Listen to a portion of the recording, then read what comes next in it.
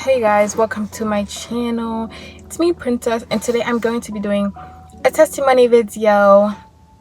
I like this angle, so I'm gonna keep making videos until I'm out of the phase of liking this angle because it's really good. But yes, my testimony. Let's get started. So basically, I got saved. I have a mic. It's not connected because last time it sounded horrible, but I just like holding it. So I got saved when I was 13 years old. I was like 12, 13. It was like 2020. I went to a church camp. Okay, so a little backstory. Is this weird that I'm holding the mic? I don't know. So a little backstory. I grew up Christian. Like I grew up in Africa, Christian, but the church that I went to, it taught more like fear than really like, oh, salvation. Like what I remember, a lot of it was fear. Like I used to be scared of the devil, scared of going to hell, all that. Then I came here, like I was still going to church, whatever, but I never like got saved. And I went to a church camp, like it was kids camp, and I went there, and I remember I was too old for it, but I went there with a friend, and I mean we went through church. I went with a friend and my cousin, and at the kids camp, like I remember like my cousin ended up crying, and she like felt something, like we knew something was missing, but we didn't know what it was exactly. And then after that, I remember like I was getting my hair braided because I just did a big chop, and I was getting my hair braided at my cousin's house, and Cynthia, my older cousin, she had gotten saved, and me and my younger cousin Abigail, we were not saved. And she was like, do you guys think if Jesus came right now you guys would go to heaven? And we were like, yeah. And then she was like, no, you guys would not. And she explained to us the gospel, basically like Jesus died on the cross for him and for us, and then you basically have to accept him into your heart for you to be saved. And we were like, oh my goodness, like what, you know? And then that day is when we got saved. Like we asked Jesus to come into our heart, and ever since then, we were saved. We weren't like ever, I don't know how to say this, like we never like did anything crazy. Like we never even cussed before. We were such goody two shoes little girls. Like we grew up in church, whatever. Like we weren't saved, but like we got saved pretty young, so it's like we didn't do anything crazy. So we were transformed basically, but we just like, I don't know, your eyes are open basically, you know what I mean? Your eyes are open. And after that, like we became super Jesus freaks. Like everybody knew I was Christian. Like it wasn't like a question. Like everybody knew I was Christian, everybody knew I was saved. Like I didn't hide it. Like I had a purity ring on all the time. Like our pastor, she gave us like purity rings and whatever. We were saved, blah blah blah. So basically where it starts to get crazy is my senior year of high school. So basically I had a friend who passed away in 2023. I was 15 years old. I like had moved churches. Hold on, I'm getting a phone call. So I had moved houses, and I like left my friends and I went to a new school, whatever. And at my new school I made friends, whatever, and it was cool. Like we were chilling, we were cool. Right. Then my friend, like one day I ended up finding out, oh, he passed away. Like I was sleeping, it was like on a Sunday. I feel like I'm being very vague. Okay, so I remember like I went to the fair that day. Okay, let me start from the beginning of the day. So I remember we went to school and we were looking for him, we couldn't find him. And then we were like, okay, we're just gonna tell him whatever we wanted to tell him on Monday, because he was like really weird for him to miss school, whatever. And then on that Sunday, I remember I went to the fair that day. Just want to say that. But on that Sunday, we had found out, oh, like somebody passed away. Like my friend, somebody texted my friend, and she sent it to the group chat, and then they sent articles, and I went to go tell my mom, and she was like, yeah, actually, like your school texted me, whatever. And I was like, oh, okay, cool. And I was like, And I remember I went to my room and I cried. And then I had to go to my cousin's house because I would go to their house for them to take me to school. So it was like a whole thing. Like it was like a lot. And then I would talk about it until I wasn't allowed to talk about it anymore. You know what I mean? I feel like when you talk about something so much, people are like, okay, like, I don't know. I feel like I have like a time period to talk about something. And then it's like, okay, now you please, you know what I feel like that's how that was. Like I feel like I got like a good amount, like no, like I got a period, like, oh, you can talk about it for this amount of time, and then now you gotta shut up. And then so basically, like, that's how that was. Like, I don't know where I'm laughing, but it was true. Like, I talked about it until like I felt like I wasn't allowed to talk about it anymore, so I should shut up and struggle alone, I guess. And I like my sophomore year, I was like openly like, oh, so sad, grieving, whatever. And then my junior year, I kind of like blocked it out of my mind, like out of mind, out of sight type thing. And then my senior year, it caught up to me. Senior year, I was crying all the time, and I was like, I don't really want to be Christian anymore, because like everybody else, I feel like they gained peace because they're like, oh, he's in a better place. But it's like, as a Christian, if somebody kills himself, they're not in a better place, you know what I mean? So it would just like drive me crazy, and I would be like, oh my gosh, like I can't be Christian anymore and just like sit there and like believe my friend is like suffering in hell. It would like, that thought would just drive me crazy. And I remember like I would have these out-of-body experiences. Like I wouldn't feel like I was in my body, like genuinely. I would not feel like I was there. I used to feel like, I don't know, I would just sit there, and like if I cleaned my room, it was a big thing. It was a big thing, and I was just super depressed. Like, I don't know. And like every single time I'd get in trouble, I'd be like, okay, whatever. I was just super like, I don't care type of vibe. And I was very mean to people. Like, I'm mean now, but it's like I'm not the same type of mean like I was back then. I just didn't care. Like, I just didn't care at all. And then I made like the decision. I was like, I'm gonna leave the faith because I didn't want to be a Christian.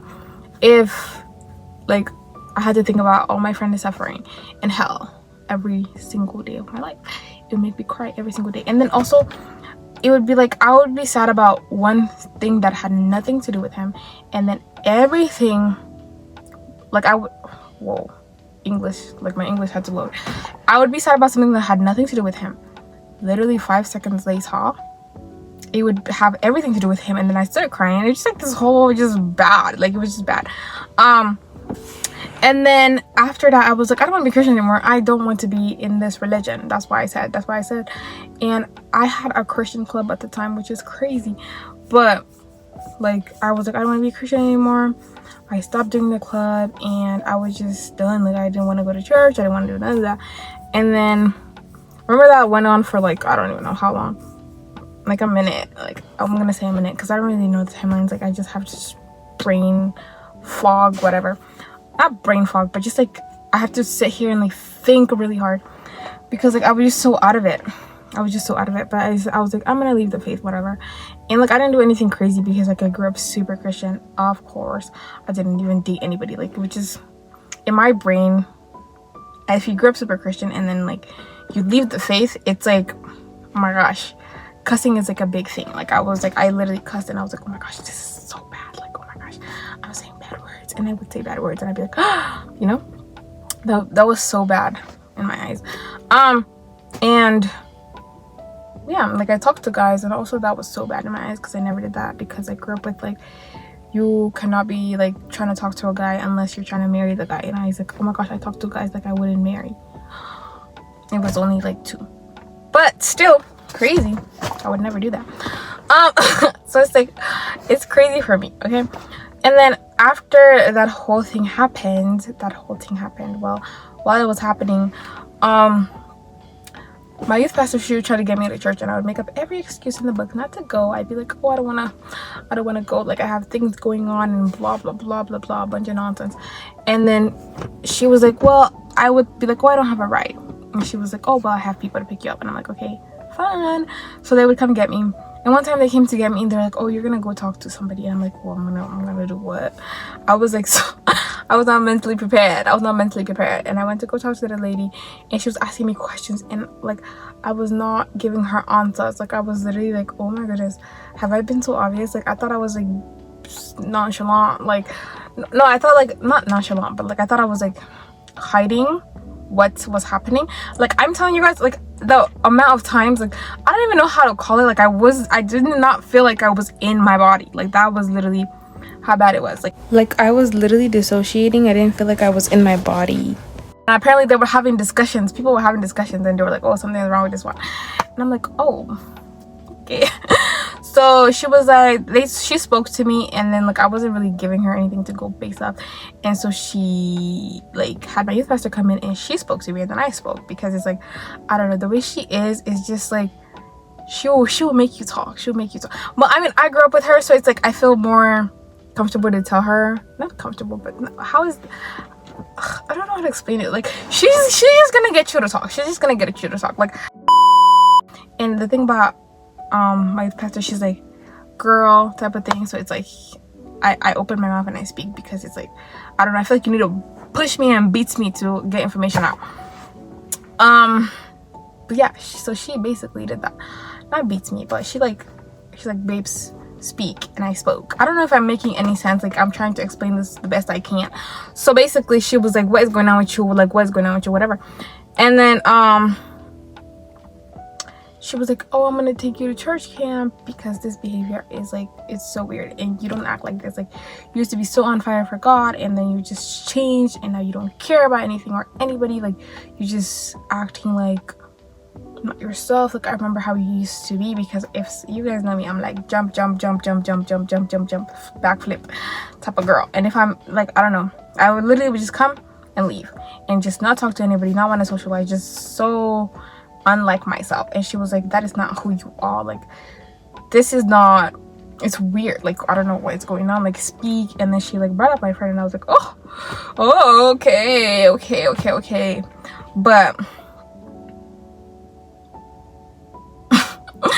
But yeah, she was like, you're gonna go to camp, and you're gonna lock in, because this behavior, this is not you, this is not how you act, whatever. And that's what I mean when she's like, oh yeah, she's like very snappy, or get to the point, or I'm not trying to do nonsense type of vibe. I don't know. Yeah, she's like, you're gonna go to church camp because this is not how you act, whatever. And I was like, okay, cool. And I remember like I ended up like not wanting to go, and that's so crazy because I love camp. Like, the thought of not going to camp to regular Princess is so crazy, but that Princess, it was like, oh, I don't care. But I ended up going to camp. And like the first night of camp, it was like an altar call. Don't remember the preaching, but it was like an altar call, and I was like, I don't want to go. I'm gonna sit here. I'm gonna sit my booty right here, and I'm not getting up.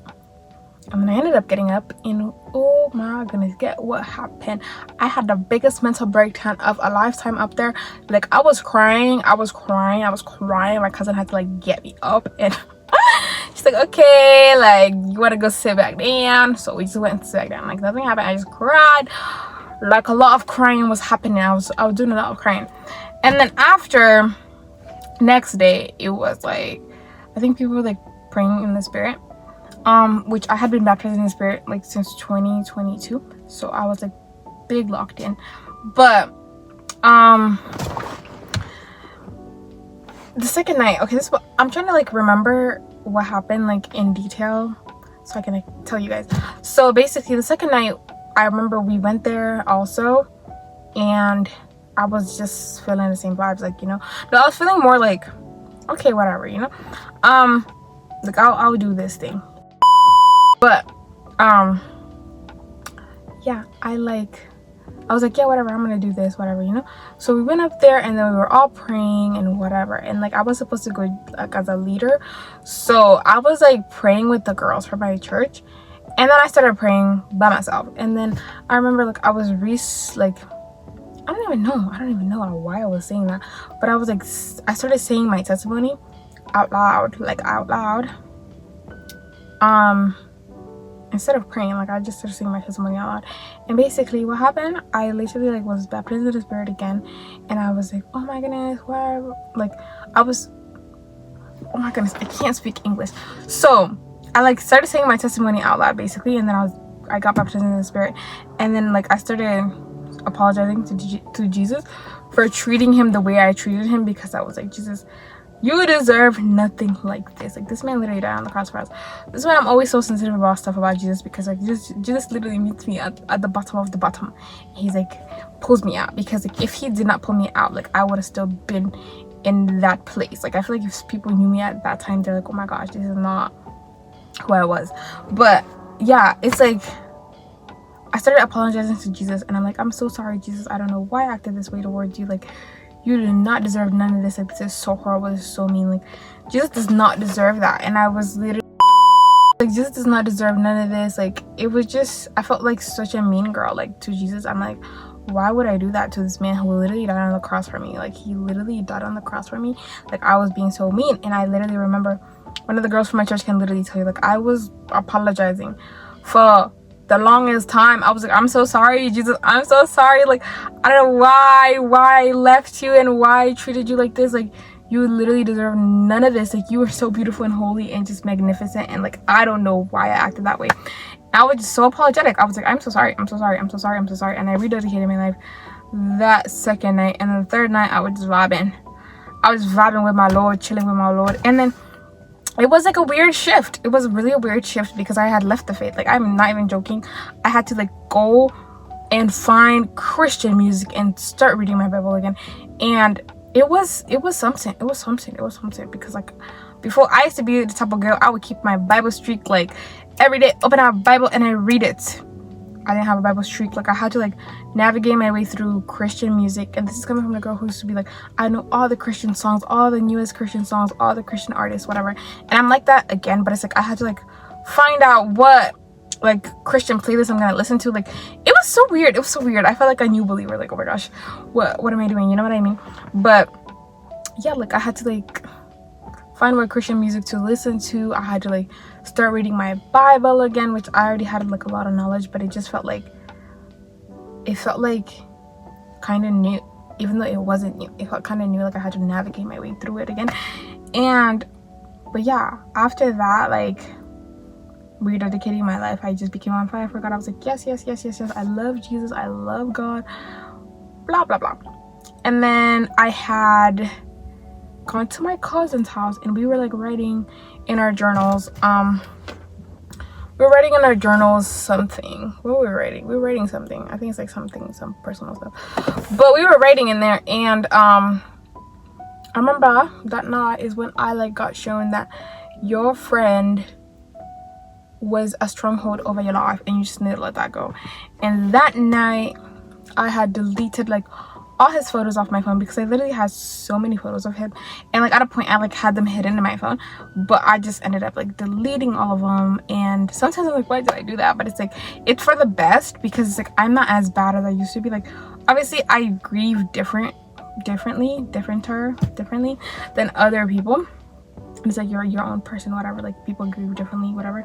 Like, if you're depressed, it's worse because it's like it's so bad. Like, it's so bad. And then if the friend wasn't saved, it's just it piles up on each other. So it's like me doing that. It's like I didn't delete completely everything, but I had like, I want to say 200 photos. I deleted all of them. I'm like, okay, these gotta go. So I deleted all of them that night, and then it was just like it had become a stronghold over your life, and it's like you don't believe in any of this, and it's like, why would you, I don't know, trying to leave the faith. I don't even know how to like word this for it to sound correct, but it's like we all have our free will, and he chose his free will to do what he did. And it's like, I'm not gonna sit here and be like, oh yeah, mental health is just a walk in a park. Like, I know for myself that it's not, but it's just like he chose his free will to do that. And it's like I have to choose the way I react, because it's like, if I know that my Lord and Savior is the one true God, like the one true Christ, whatever, I can't sit here and just leave the faith because of one thing that happened to one person. And it's like, I'm not trying to make it so small, but it's like, compared to God and salvation and just Jesus, it's not worth it, you know what I mean?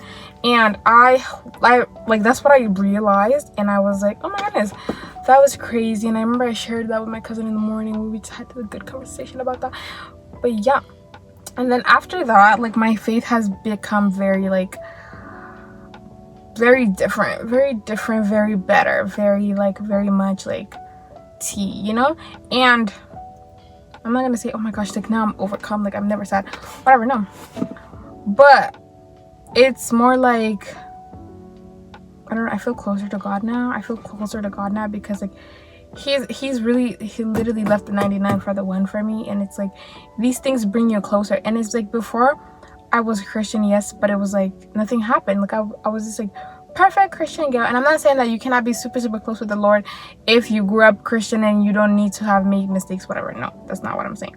I am saying that it brought me closer to God, because like I was at a point where I was like, I don't want to be here, I don't want to do this, I don't want to see, I don't want to do anything, I don't want to be here, whatever. Like I just want to go, like, you know, to the point to, guys, my English is actually so bad, like, okay.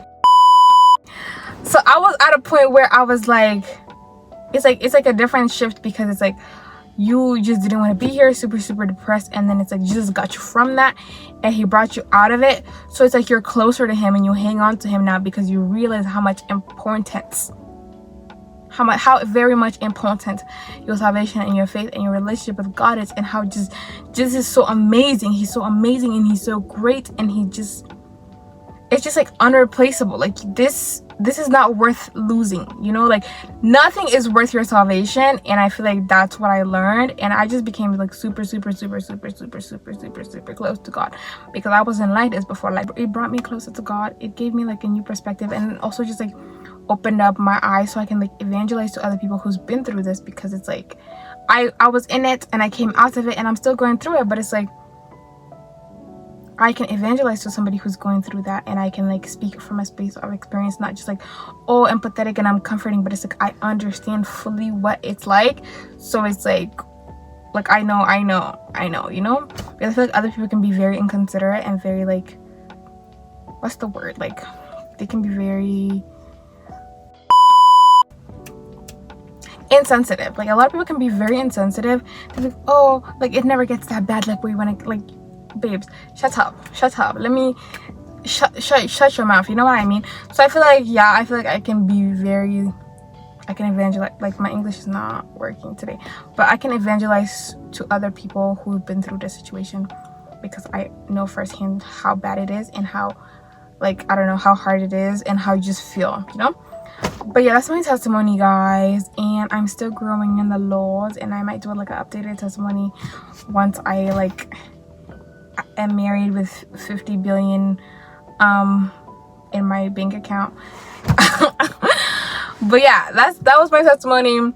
Thank you guys for watching. Please subscribe. I love all you guys. Bye bye.